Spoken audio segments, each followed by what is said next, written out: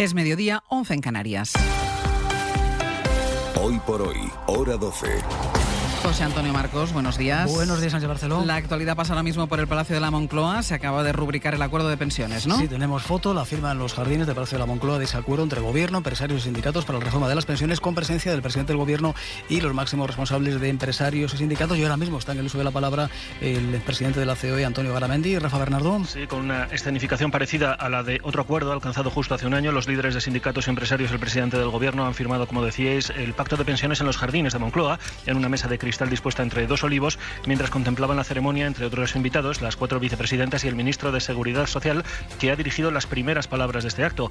Es un acuerdo, decía José Luis Escrivá, que elimina la incertidumbre sobre las pensiones a millones de pensionistas. Y lo hace, por una parte, asegurando y reforzando la suficiencia de las pensiones y su poder adquisitivo, reforzando la sostenibilidad del sistema a medio y largo plazo y al mismo tiempo introduciendo elementos de equidad que adaptan el sistema a nuevas realidades sociales y demográficas. Sigue el acto, que va muy rápido. Está tomando ahora la palabra Unai Sordo, justo después de Antonio Garamendi. De momento, los agentes sociales están destacando la importancia del acuerdo por su contenido, pero también por lo que supone de confianza y de vuelta al consenso en materia de pensiones. Gracias, Rafa. La OMS, la Organización Mundial de la Salud, avisa del incremento de contagios en Europa por vez primera en 10 semanas. Es lo que ha dicho hace unos minutos Hans Kluge, que es el jefe de la OMS para Europa. La variante Delta sigue avanzando y preocupa su rápida evolución, porque a pesar del ritmo vacunados todavía hay una parte importante de la población que no está inmunizada. Álvaro Zamarreño. Sí, el director de la OMS en el continente dice que en el conjunto de los 53 países que engloban Europa, la tendencia a la baja durante 10 semanas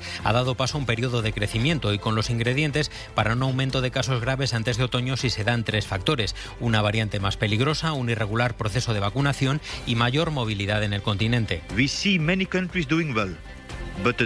Hay muchos países que lo están haciendo muy bien, dice Hans Kluge, pero la media en la región es solo del 24% de vacunaciones. Y lo que es más grave, la mitad de los ancianos y el 40% de los sanitarios todavía no están protegidos, y eso es inaceptable. Los datos varían mucho, porque si esta es la media para toda Europa, en España, por ejemplo, la vacunación de personas mayores es prácticamente del 100% y del 54% en el conjunto de la población. El rechazo a la vacuna es mínimo en España, a diferencia de otros países de Europa.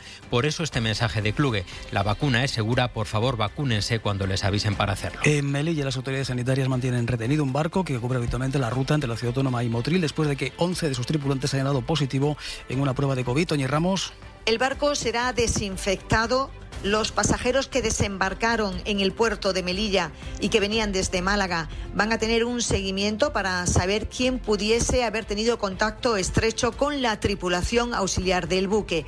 11 tripulantes se quedaron en el puerto de Málaga con síntomas de COVID y 2 en el puerto de Motril. Las autoridades sanitarias retienen el buque hasta no tener las pruebas del resto de tripulantes que están a bordo. Hora 12 y 3 minutos. Quizás recuerden la complicada estancia en un hospital de La Rioja del líder saharaui Braham Ghali, que estuvo en el origen de la tensión diplomática entre España y Marruecos. Bueno, pues un documento del Ministerio de Defensa que ha tenido acceso a la cadena SER sitúa al Ministerio de Exteriores en el origen de la autorización para su entrada en territorio español. Ana Terradillos.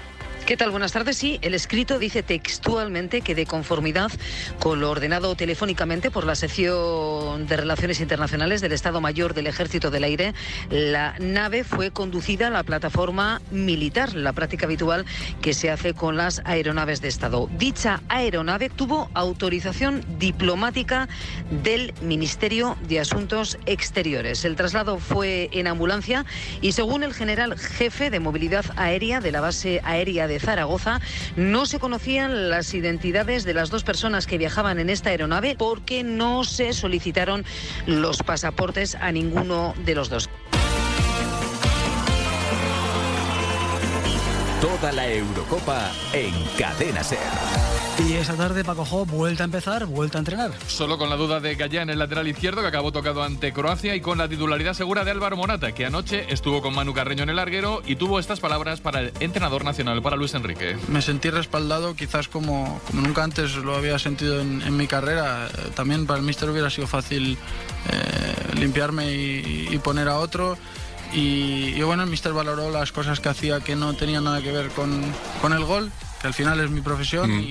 Y bueno, totalmente agradecido y como yo, como todo el equipo, a muerte con él. Morata está a un gol de convertirse en el máximo realizador de la historia de España en una fase final de la Eurocopa, superando a Fernando Torres, que no es poca cosa. Recuerdo que mañana también juegan Bélgica e Italia, con los belgas que no tienen buenas noticias ni con Hazard ni con De Bruyne, que son más que dudosos para el choque ante los italianos. Aunque hoy también se habla de Messi y de Mbappé, Leo Messi lleva 12 horas sin ser jugador del Barça, que lo que significa es que el club no puede hacer publicidad con su imagen ni vender la nueva camiseta con su nombre.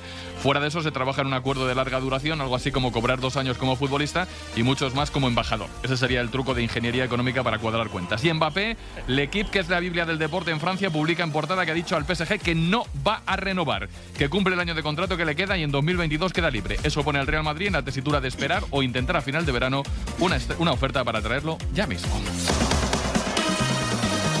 Toda la Eurocopa en Cadena SER. Que estaba fuera, que me estaban distrayendo. No hay novedad sobre Messi. No hay novedad sobre Messi. Vale, que es el único tema que me interesa. Ya lo sé. De nada.